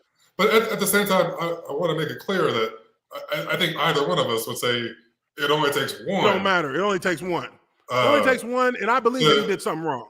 I believe that his intentions were to try and test these women, and he thought. I mean, honestly, you know, if I just like put my nigga cap on for a second, keep it a buck, and keep it a buck with y'all. Look, he picked those chicks because they didn't have no experience, and he knew that his NFL prowess would ingratiate him with them very easily, and they would probably go along with doing something because that'd be something that a lot of women wouldn't necessarily turn away from. It's like if I'm getting a massage and I have no intention of doing anything but getting a massage, and the massage therapist is some ugly oaf, but then she starts jerking my dick. I mean, I'll be honest. If it's hard, it'll be hard for me to just let that. It'll be hard for me to try and fight that. It'll be hard. There's the point of no return. There's a point of no return where it's like, I don't like this. Fuck it, I'm coming. Here we go. I mean, that can happen. That can happen. I mean, you know, I'm not saying it has, but I'm saying it definitely. I mean, there's been times where it's like, oh God, don't touch me. But you know, I believe that that there was intent there. You know, and again, on the side where you say, hey, his dick is touching these women, can I say, how do you prove that he did that on purpose? You can prove that he went in with a sexual intent, but I mean, I don't know how low you can set the burden of proof to actually cross over to prove that he did it intentionally, where he had his dick touching the arm. And then ejaculation. I mean, I feel like, again, that's something that you have to describe more specifically if you want to get to the nitty-gritty of what is what. Did he forcefully ejaculate himself onto you? Or did his dick touch your arm with pre-cum ejaculate just dripping out of it? Where it was, you know, I mean, you know, it's not forced. It's just happening. This is natural. Oh, man. The small towel thing, I'll give you that 100%. Motherfucker, You knew what you was doing with a small towel. Guarantee he's now the best 2-minute quarterback in the NFL if it's just pre-cum. Oh, my God. I'm so sorry, I mean, y'all. you know, it's I mean, look, I don't want to be insensitive to the trauma that can cause for these women. If it's if he went to court and was found guilty, throw his ass under the fucking jail. Throw the book at him. That's what I'm saying. Throw the book at him. But if it couldn't go to court, if it couldn't even go to court, then you can't throw the book at him in this NFL platform, in this NFL universe of law, where their bar for proving what sexual assault is so much lower than the legal precedents. So, you know, we will continue to see the fallout from this. You know, obviously it's at 6 weeks now. The NFL has 3 days to appeal this decision. And actually the NFL did put out a statement, and that statement is here to kind of finish this thing off. No pun intended. Let's see here. Oh man, it says so much good heckling on him this year. The NFL says this: we thank Judge Sue L. Robinson, the independent disciplinary officer, for her review of the voluminous record and attention during a 3-day hearing that resulted in her finding multiple violations of the NFL personal conduct policy by Deshaun Watson. We appreciate Judge Robinson's diligence and professionalism throughout the process. Pursuant to the collective bargaining agreement, the NFL or the NFLPA, on behalf of Watson, may appeal the decision within 3 days. In light of her findings, the league is reviewing Judge Robinson's imposition of a 6-game suspension and will make a determination on next steps. So the NFL basically giving you their we're appealing. We'll take a look. We're going to look at it. Expect to hear something within 3 days. So that's the Deshaun Robinson. the Deshaun Watson case, folks. We do appreciate y'all for being in here with us. Make sure you hit that like button if you haven't already done so. We will be back on Wednesday, and we'll probably be back with more information on this story, as now it seems to be that we're reaching the conclusion of the Deshaun Watson saga. I'm sure there's going to be some other motherfucker who does some dumb shit this year that'll just push us into another saga of someone's debauchery. But as it stands now, Deshaun Watson will be sitting out 6 games for the Cleveland Browns, potentially more, depending on whether or not they appeal this case, the NFL, that is. But make sure you hit that subscribe button. Make sure you hit that notification bell so you're notified when we are getting ready to go live for the next live stream. Also, we're on TikTok. Make sure you check us out there. And we're going to have some pretty big things going on here on the channel in the next 30 days or so.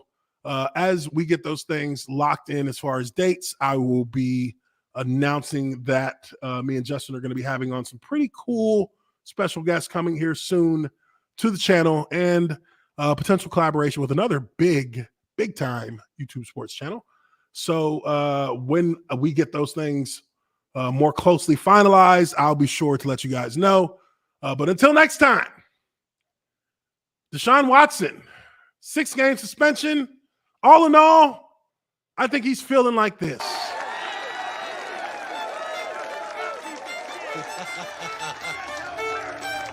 right. Deshaun Watson, all in all, what? He's losing like $700,000? Something like that. He ain't getting nothing. Well, no, less than that. A third of $1 million. Oh yeah. He's losing probably like three or about close to 300. Yeah, because that's going to be, because after taxes, that's what he's getting about. Good point. 600 something thousand. And then because he's only getting $1 million. He's only getting $1 million this year. So yeah. And then whatever these settlements cost him. Yeah. I'll be surprised if that even gets to $1 million. But anyways, that is going to be us. That's going to be it here for us on Lineman Life Live. We appreciate you guys very much. We'll catch you all on the next one. Everybody have a wonderful night. Peace out. Peace out.